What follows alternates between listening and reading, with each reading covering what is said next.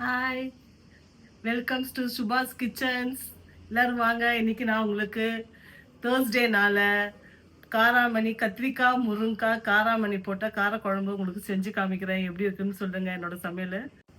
இன்றைக்கி என்ன ஸ்பெஷல்னா, பாரம்பரியமான மண் சட்டியில் இன்றைக்கி அந்த கத்திரிக்காய் முருங்கைக்காய் காராமணி குழம்பு உங்களுக்கு செஞ்சு காமிக்கிறேன். சரிங்களா? ஒன்று ஒன்றா சொல்கிறேன் பாருங்கள். ஃபஸ்ட்டு இந்த மண் சட்டி வச்சாச்சு, ஆன் பண்ணியாச்சு.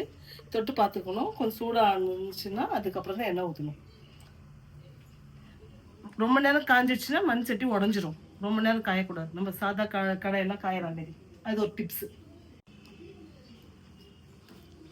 நல்லெண்ணெய் ஊற்றுறேன். நல்லெண்ணெய் ஒரு 10 கிராம்லேருந்து 20 கிராம், அவ்வளோதான். அதுக்கு ஜாஸ்தி 10-20 கிராம், 10 ml. கடுகு ஒரு 1/4 டீஸ்பூன்.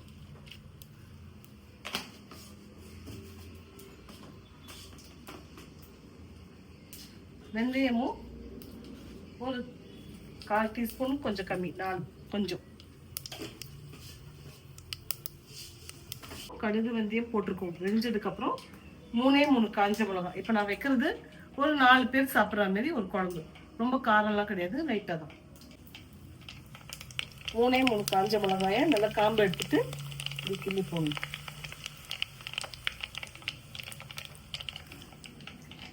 இந்த டைம்ல ஒரே ஒரு சின்ன வெங்காயம்.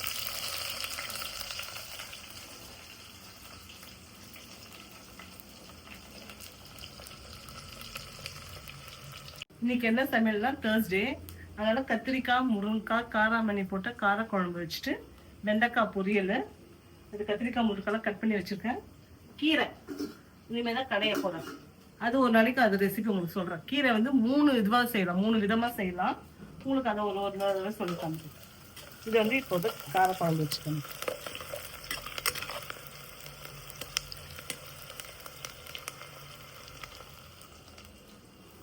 இப்போ வெங்காயம் நல்லா வதங்கிடுச்சு. ஒரு சின்ன தக்காளி,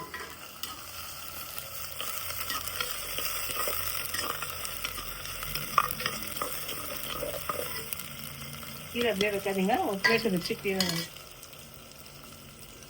வெங்காய தக்காளி நல்லா வதங்கிட்டு இருக்கும்போது கொஞ்சம் உப்பு போட்டுக்கணும், ஒரு 1/2 டீஸ்பூன் உப்பு. அப்பதான் தக்காளி நல்லா மேஷ் ஆகும்.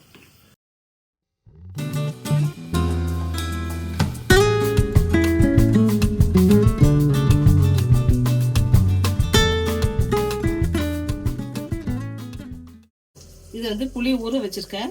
நம்ம ஜென்ரலா எப்பவுமே புளியை இது பண்ணோடனே எடுத்தோடனே அது கொஞ்சம் லைட்டாக வாஷ் பண்ணிவிட்டு அதுக்கப்புறம் நல்ல தண்ணியில் போட்டு ஊற வச்சிடணும். இப்போ நான் ஊற வச்சுருக்கேன் அந்த புளியை. இப்போ தக்காளி வெங்காயம் நல்லா மேஷ் ஆகணும், நல்லா குழஞ்சிருக்கணும். ஆனதுக்கப்புறம் தான் கத்திரிக்காய் வெங்காயம்லாம் போட்டு இது வேகணும், வீட்டு வதக்கணும்.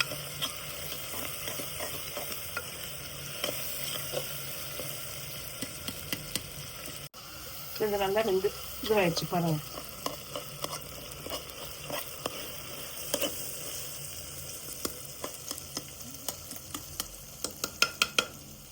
இந்த ஸ்டேஜில் நல்லா கத்திரிக்காய் முருங்கைக்காய் போட்டு, ஒரு முருங்கைக்காய் தான் நான் போட்டிருக்கேன், ஒரு 3 கத்திரிக்காய்.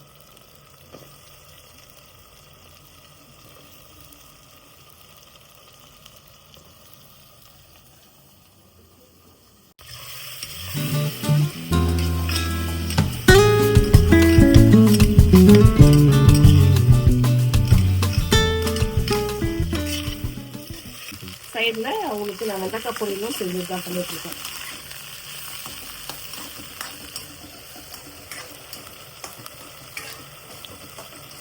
இப்போ நான் சைடில் வெண்டைக்காய் பொரியல் பண்ணிட்டு இருக்கேன்னு சொல்கிறீங்கல்ல, அந்த வெண்டைக்காய் பொரியல் பண்ணுறதுக்கு ஒரு டிப்ஸு சொல்கிறேன்.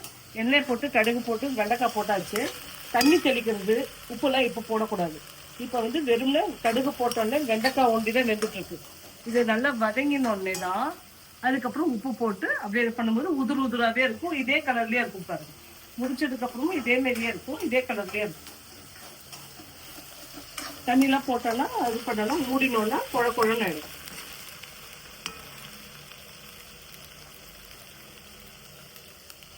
இந்த மண் சட்டியில் பண்ணும்போது டேஸ்ட்டும் நல்லாயிருக்கும், ஃப்ளேவரும் நல்லாயிருக்கும்.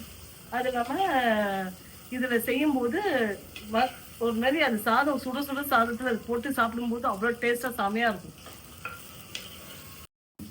அப்படியே சைட் பை சைடில் நம்ம இந்த வெண்டைக்காய் பொருளே ஒரு நிமிஷம் பார்த்துட்டு வந்துடலாமா?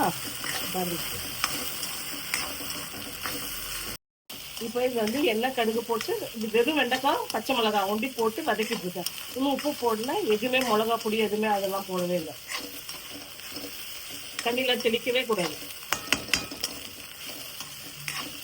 அந்த தண்ணி அதில் இருக்கிற அந்த குழப்புலாம் அந்த இதெல்லாம் எல்லாமே இதுவாகினதுக்கப்புறம் தான், எவாப்ரேட் ஆனதுக்கப்புறம் தான் நம்ம உப்பே போடணும். இப்போ பாருங்கள், கத்திரிக்காய் முருங்கைக்காய் நல்லா வெந்துருச்சு. இந்த ஸ்டேஜில் என்ன பண்ணணும், சிம்மில் வச்சிடணும். இப்போ வந்து கத்திரிக்காய் முருங்கைக்காய் கொஞ்சம் பாதி வெந்த உடனே தான் இந்த குழம்பு மிளகா பொடியை நான் சொன்ன மாதிரி அந்த பாரத் குழம்பு மசாலா பொடியாக போட்டு ஒரு 3 ஸ்பூன்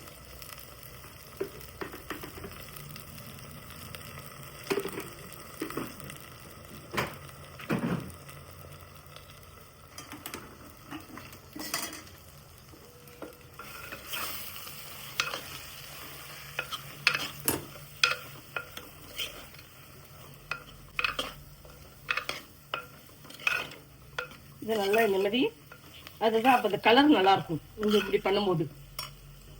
இப்போ இதுக்கப்புறம் தான் நம்ம புளியை கரைச்சிக்கணும். இப்போ புளியை கரைச்சி விடணும்.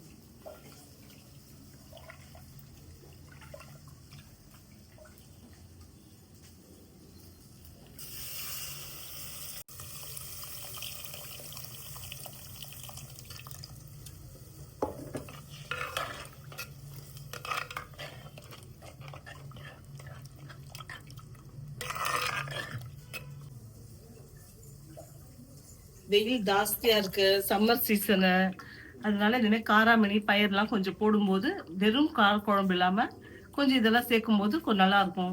காரக்குழம்பு பண்ணுறதுக்கு இதுமாரி கீரை அதுமாதிரி பண்ணணும். நிறைய மோர் குடிங்க. நல்லா கொதிச்சு கத்திரிக்காய் முருங்கைக்காய்லாம் நல்லா எடுத்து பார்க்கும்போது இந்தமாரி நசுக்கி பார்க்கணும். அது வெந்துருச்சுன்னு நான் உங்களுக்கு சொல்கிறேன். அந்த டைமில் வந்துட்டு காராமணியை தனியாக குக்கரில் வேக வச்சுருக்கேன், சின்ன குக்கரில். இது வந்து இதோ பாருங்க.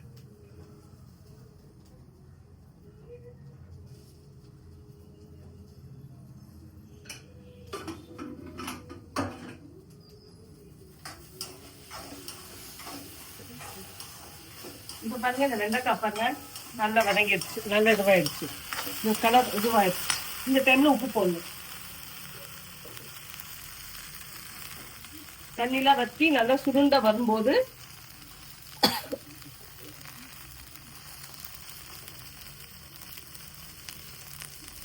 ஒரு பிஞ்சு உப்பு. இப்போ இந்த வெண்டைக்காய் பண்ணிட்டு இருக்கோங்க. இது வந்து சாம்பார் சாத்துக்கெல்லாம் வந்துட்டு மிளகா பொடி போடணும். இது நாங்கள் வெத்த குழம்பு கார குழம்புக்கெல்லாம் பண்ணும்போது அது போட மாட்டோம். வெறும் பச்சை மிளகாய் இது ஒட்டி தான். இல்லை அது காரமாக இருக்கணும்னா இது பேலன்ஸ் ஆகும். இது வந்து முடிகிற ஸ்டேஜ், வெண்டைக்காய் பொருள் வந்து முடிகிற ஸ்டேஜில் இருக்குது. இதை பாருங்கள் எப்படி இருக்குது பாருங்கள். அதே க்ரீன் கலராகவும் இருக்கும், உதிராகவும் இருக்கும், ரொம்ப டேஸ்டாகவும். மிளகா அப்படி எதுவுமே போடக்கூடாது, வெறும் பச்சை மிளகாய் காரம் உப்பு ஒண்டி தான். ட்ரை பண்ணி பாருங்கள், காரக்குழம்புக்கு ரொம்ப நல்லாயிருக்கும்.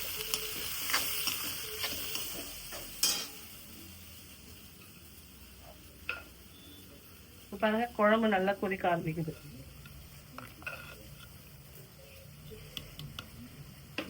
இதுக்கு என்ன ஒரு டிப்ஸ்னா, நல்லா தட்டை வச்சு மூடிட்டு சிம்மில் வைக்கணும்.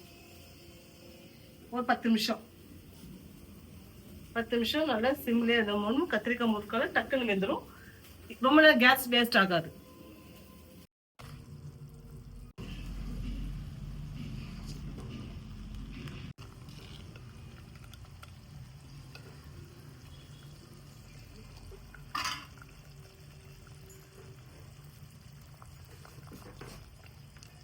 உப்பு புளிப்பு காரம்லாம் உங்களுக்கு டேஸ்ட்டாக இருக்கான்னு கொஞ்சம் பார்த்துக்கோங்க.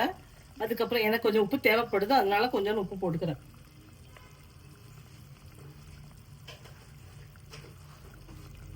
முருங்கைக்காய் வெந்துருச்சான்னு உங்களுக்கு சொல்கிறேன்ல, வெந்துருச்சான்னு பாதி வெந்துருச்சு, முக்கால்வாசி வெந்துருச்சு ஏறக்குறைய. இன்னும் கொஞ்சோண்டு இருக்குது. இந்த இதுதான் இன்னும் இது கொஞ்சம் இதுவாங்க. வெந்துருச்சா இல்லையான்னு எப்படி கண்டுபிடிக்கணும்னா, முருங்கைக்காயை ஒரே ஒரு பீஸ் எடுத்து இப்படி நசுக்கி பார்த்தா வெந்துருச்சு. இன்னும் எனக்கு வந்து இன்னும் கொஞ்சம் வேகணும்னு தோணுது. அதனால ஒரு 2 நிமிஷம் கொதிக்கட்டும். அவ்வளோதான். சூப்பராக வந்துருச்சு குழம்பு. ரொம்ப நல்லா இருக்கு டேஸ்ட்டு. வெந்துருச்சு பாருங்க. கத்திரிக்காய் அப்படி குழஞ்சி அப்படி கீழே தொங்குது பாருங்க. அதுதான் கத்திரிக்காய் நல்லா வெந்துருச்சுன்னு அர்த்தம். முருங்காவும் நல்லா இதுவாக இருக்கு.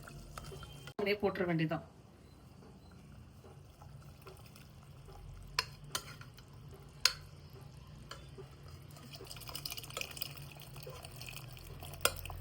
காரமணி தண்ணியில கீழே இது பண்ணாதீங்க, கீழே ஊற்றாதீங்க.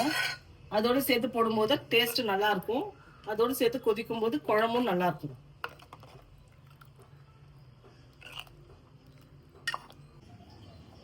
கருவேப்பிலை போட்டேன். கருவேப்பிலை வந்து எண்ணெயில் பொரிச்சு போடுறதோட இந்த மாதிரி ஃப்ரெஷ்ஷாக போடும்போது நல்லாயிருக்கும். இது எங்கள் வீட்டு மாடி கருவேப்பிலை. நாங்கள் மாடியில் ஒரு கார்டன் வச்சுருக்கோம். அது ஒரு நாளைக்கு ஒரு காமிக்கிறேன். என்னென்ன காய் வச்சுருக்கேன், என்னென்ன வச்சுருக்கேன்ட்டு தான் உங்களுக்கு காமிக்கிறேன்.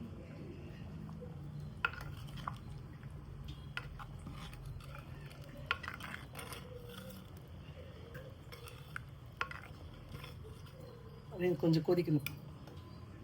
10 நிமிஷமாவது கொதிக்கணும். அப்பதான் அந்த காராமணியில் உப்பு காரம்லாம் பிடிச்சி நல்லாயிருக்கும்.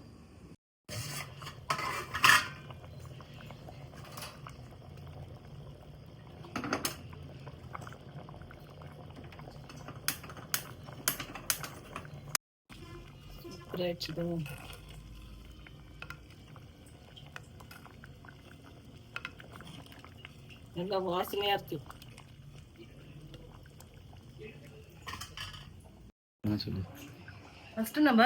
ஃபர்ஸ்ட் காயெல்லாம் போட்டு தாளிக்கும் போது தாளிச்சாச்சு. இது மேலே கார்னிஷிங்க்கு கொஞ்சம் நல்லாவும் இருக்கும். வரட்டுத்தன்மை இல்லாமல் இருக்கும். அது மொத்தமாக அவ்வளோ எண்ணெய் ஊற்ற முடியாது ஸ்டார்டிங்கில். அதனால் பாதி எண்ணெய் கொஞ்சம் முன்னாடி தாளிச்சாச்சு. இப்போ கொஞ்சம் பாதி எண்ணெயை காய்ச்சி ஊற்றினா போதும். கடுகு வெந்தயம் எதுவுமே கிடையாது. வெறும் எண்ணெயை போட்டு கருவேப்பிலை போடுவாங்க. நம்ம கருவேப்பிலை முன்னாடி போட்டதுனால வெறும் எண்ணெயை ஒட்டி காய்ச்சி ஊற்ற போகிறோம்.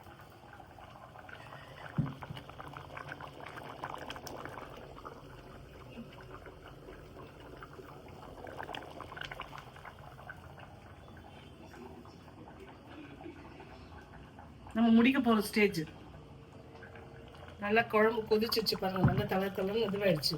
இப்போ இந்த டைமில் சிம்மில் வச்சிடணும். சிம்மில் வச்சாதான் மேலே இருக்கிற அந்த எண்ணெய்லாம் பிரிஞ்சு வரும். இதுக்கப்புறம் தான் வரும்.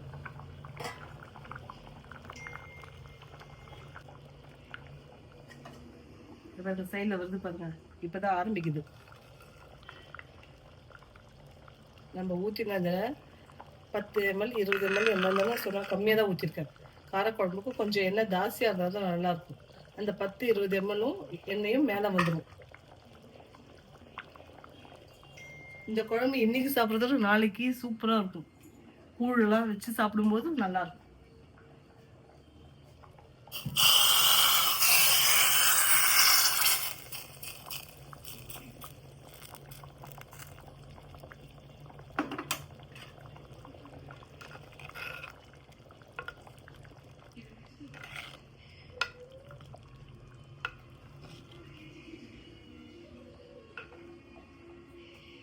அவ்வளோதாங்க.